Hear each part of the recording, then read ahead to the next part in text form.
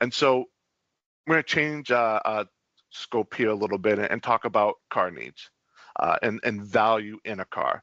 You know, I'm going to assume everyone on here drives. I know some people are from major cities and there's public transit, but for most Americans, everyone's going to need a car to drive. Main need for a car is going to be transportation, but you're also going to be looking at safety and driver assistance, technology, performance and economy, comfort and convenience. There are a lot of things that go into buying a car that, you know, kind of goes to the value. But if we were looking just at the transportation needs, guess what? We'd all own Toyota Corollas. And there's nothing wrong with the Toyota Corolla, but that's one of those things where it checks all these boxes. But really, is that what you drive? Is that what your clients are driving? Normally, they're going to have some other type of vehicle because they need something more and they assign a value to that something more. If you talk about just the transportation, and if you're going back to the life insurance, if you talk about just the protection of like, oh, all you need is protection, great, you have a term sale. But if you look at these types of things and kind of drive a little deeper, you know, you're going to find that a lot of people are going to get a truck, you know, a luxury car, maybe an SUV. They're going to put a value to the things that these do. You know, maybe they have a construction company or they want to throw surfboards in the back of the truck. They have a large family that they, you know, need an SUV to, you know, move everyone around. Or maybe they just like the features in a nice car. There's a value to that they're paying above and beyond just providing basic transportation, that your clients understand that there is a cost to this value.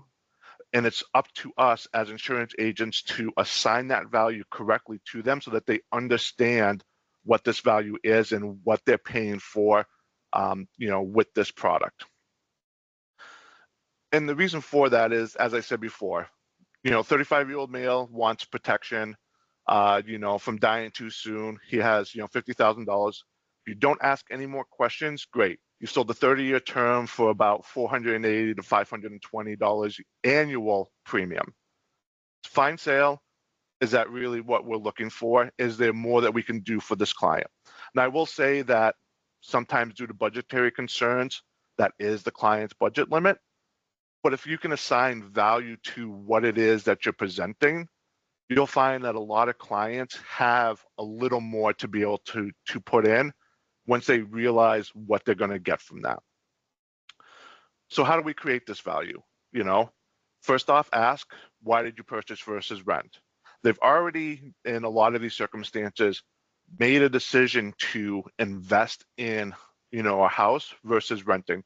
Why did they do that? What type of things triggered them to say, I want to do this. I want to spend a little more on a mortgage, you know, having to maybe fix a roof in some years, you know, having to do all the repairs myself, all the things that come with owning a home versus just renting. What is it that made them, you know, make this decision? Use those facts on presenting the life insurance. Next, ask them, what type of work do you want to do when you're at 80 years old?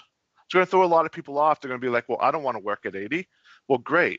Let me show you how this life insurance that we're presenting to you allows you to, if needed, provide some income in the future, a little nest egg, so that the premiums you're paying for insurance don't necessarily all go to waste. Is this the main thing that's going to help them retire when they, you know, reach retirement age? No. But the money that they're putting in will help with that. But you have to frame it in such a way that they understand that this is the added value that they're getting. Right back to that car analogy. Why did you choose the car you own? Unless they have the Toyota Camry in their yard, they're going to have some type of reason for what it is that they chose to drive. Assign those same types of reasoning to the insurance product. Dig a little deeper to find out, okay, why do you value this? What is it about this that you value? You know, ask those follow-up questions, the second, third, get to the root of the matter on what it is that they're looking for in this insurance, to be able to understand why they're purchasing this, you know, Protection IUL versus just buying the term insurance, you know, and not having to worry about it. Ask them about their family. Do they plan to have a family? Do they currently have a family? You know, ask them about, well, okay, great. You plan on have kids. Have you thought about what you're going to do come college time? You know, permanent IUL. It's going to have some cash value there if you need to pay for school. Going to have some value there if you need to put a down payment on a business. Maybe you're going to take some money out to buy them their first car. Phrase it in ways and ask the questions that make them see the value in what they're doing. And then lastly, this is insurance. You want to ask them, do you think you'll be healthy in 30 years? No one knows the answer to that. And assuming that they're in good health now, because once again, we're looking at, a 35-year-old in this scenario, they get a term insurance for 30 years. Even if they only carry that to 20 years, and then they decide, you know what, now I want to move to a more permanent product, great. Now they're being underwritten as a 55-year-old. Some terms will have some conversions.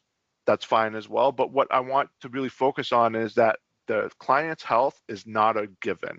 This goes back to those chronic illness and terminal illness riders that they're going to get on that permanent insurance that's going to be able to be like, hey, you know what? There is a need for that in the future. We have it. Are you going to be, running marathons when you're 65? Maybe, maybe not. But hey, we've locked in your health rating now. We've gotten the underwriting done while you're young and healthy. Let's focus on that. These are just some examples on these sample clients of ways to kind of ask some more questions, get a little more in depth with the client to build that value with them on why you'd want to present a more permanent product.